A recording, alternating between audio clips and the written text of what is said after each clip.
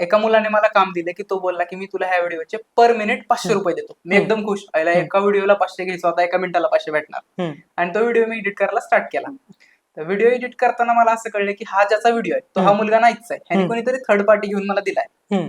आणि मी तो video edit करायचो. मग त्याचे मला ना फीडबॅक फॉर्म यायला लागला, सारखाच पीडीएफ यायला लागला. आणि मी त्या मुलाला सांगायचो की हे फीडबॅक्स आहेत, मी इम्प्लिमेंट केलेत, मला परत फीडबॅक्स यायचे. असं सर सायकल सुरू होती की कंटिन्यू फीडबॅक येत आहेत, कंटिन्यू काय ना काय सुरू आहे, आणि व्हिडिओ काय कम्प्लीटच व्हायना.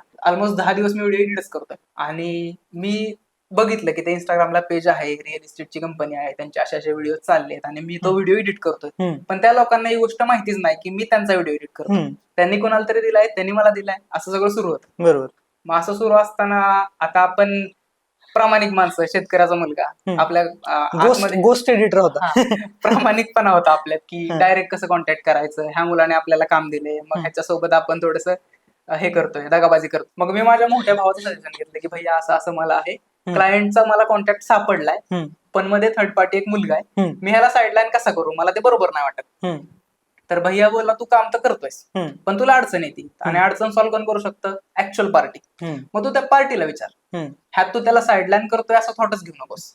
मग मी डायरेक्ट जी कंपनीमध्ये आता काम करतोय त्यांच्या बॉसलाच मेसेज केला. मला नव्हतं तेव्हा माहिती की हे बॉस आहेत, हेच मेन आहेत सगळे. मग मी मेसेज केला. मेसेज केल्यावरती मला त्यांचा रिप्लाय आला